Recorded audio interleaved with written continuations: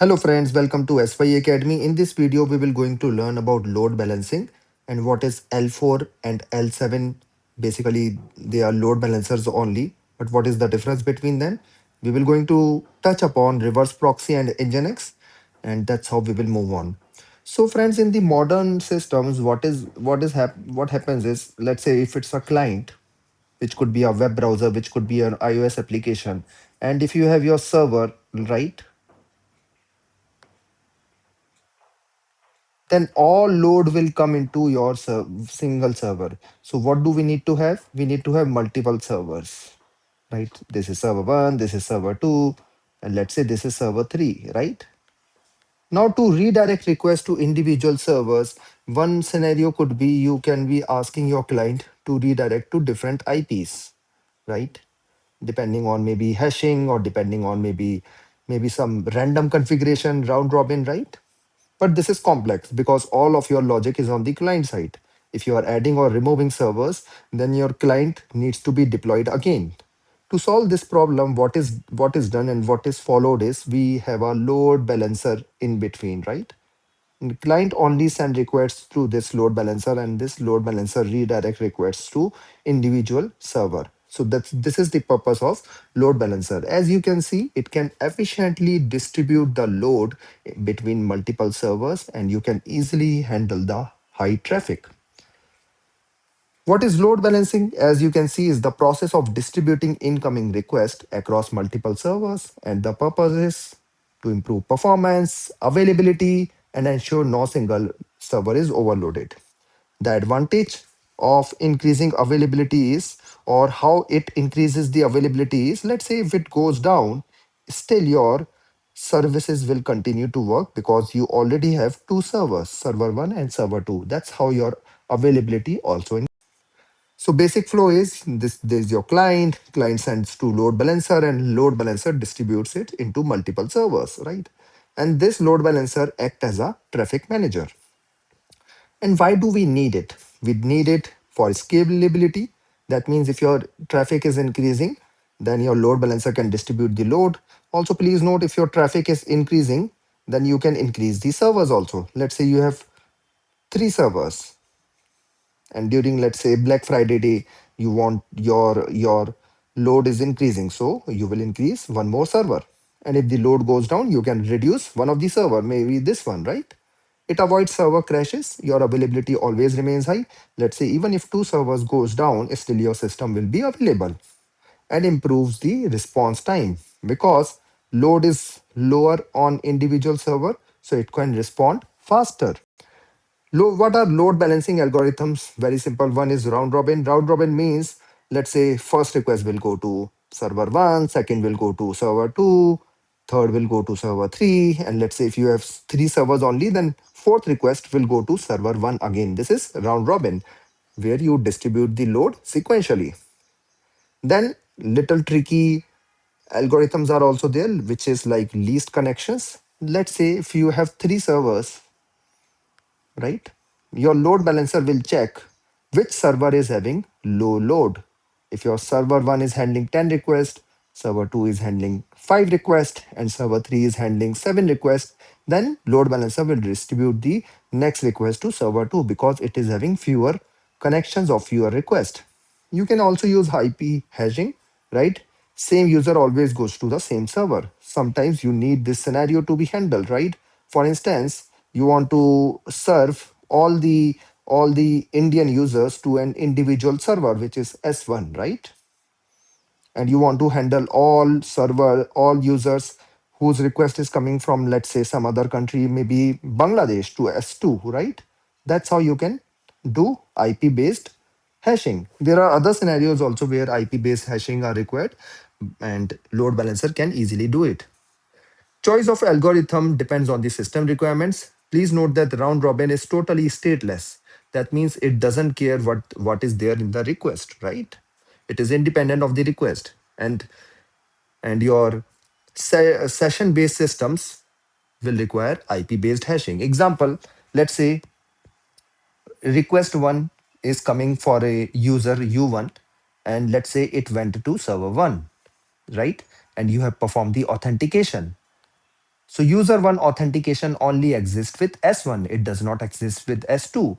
So if the next request, let's say payment, right, after authentication, he's trying to do payment, is going to S2, then this will fail because there is no authentication which exists with S2.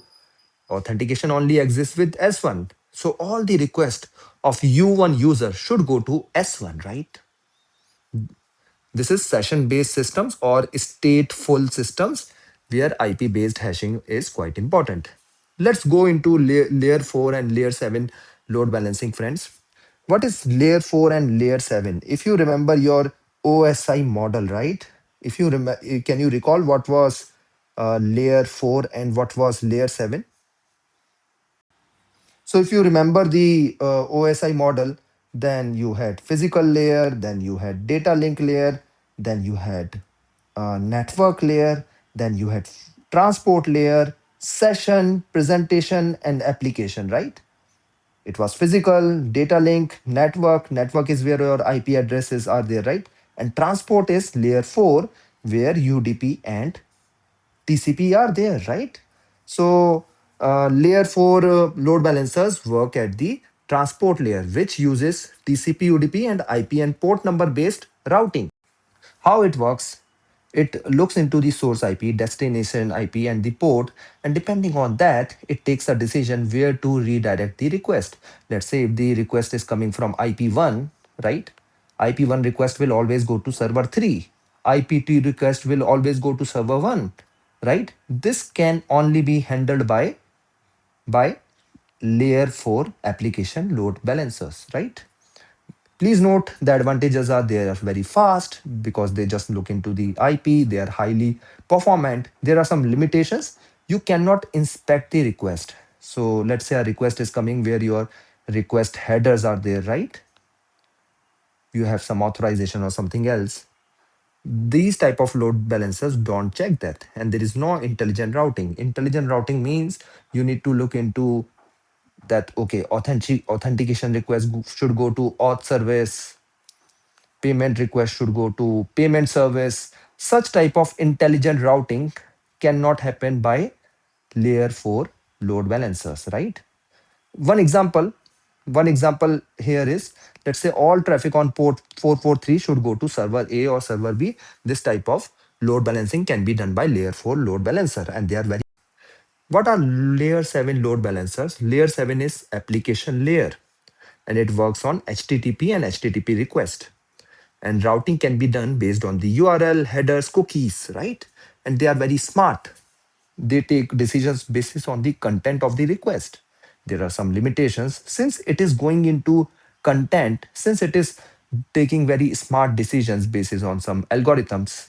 So they are slightly complex and they have higher latency, right? Examples: all login requests should go to auth service, all payment requests should go to payment service. Such type of routing can be done by layer 7. Let's look into the differences between layer 4 and layer 7 load balancers. Layer 4, what is the layer? Transport layer. And what is the layer of L7? Application layer, right? Speed, layer 4 is faster and layer 7 is slower because they take decisions on the basis of content. Their algorithm is complex. Routing is done based on IP and port. All requests of 443 should go here.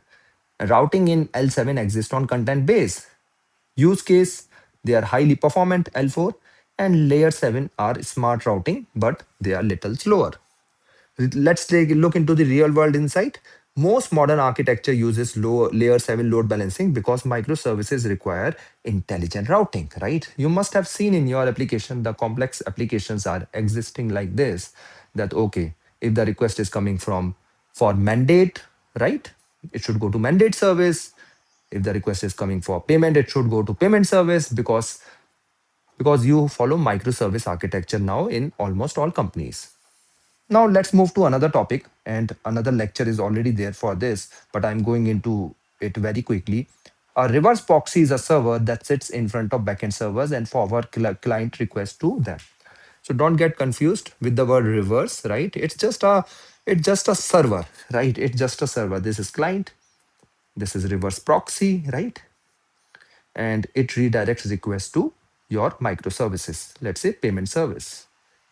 As you can see, load balancer also performs the same function. Hence, we are discussing it here. Sometimes your load balancer and reverse proxy both are same. Example is Nginx, right? And sometimes in the complex systems, your reverse proxy is different and your load balancer. So Nginx is a very popular tool which is used for load balancing, reverse proxy, and it also acts as a web server. Web server means some intelligent decisions it could take, and it will redirect requests back to the client. Let's connect everything which we have learned in this lecture. Load balancer distributes the load, right? Reverse proxy act as an entry point, and Nginx can do both. Please note, in complex systems, we don't use Nginx. We use some other tools or API gateways like Kong, right? What happens in reality is your request goes to client, then you have reverse proxy, right? And after reverse proxy, you have a load balancer. And this load balancer distribute the load to let's say payment service whose server is 1, payment service whose server is 2, right? If the request is coming for mandate, right, then there is another load balancer for mandate service, and it can take decisions here. Mandate server 1, mandate server 2. So in complex systems, you have reverse proxy before load balancer, right? But in simple systems, both load balancer and reverse proxy can be one and the same. Example in Nginx, right? Please note this payment service is having its own database, right? The request will go to uh, database, maybe relational database. Payment service 2 will have its own database. Sorry, payment service 1 and payment service 2 will have common database, which is payment database. But mandate service and payment service will have different databases, right? So mandate service 1 and mandate service 2 will communicate with another database as per microservice architecture. So this is a simple thing which you should understand. If there is any question, you can write it in the comment section. If you want to learn more about reverse proxy and Nginx, you can watch my next lectures. Thank you.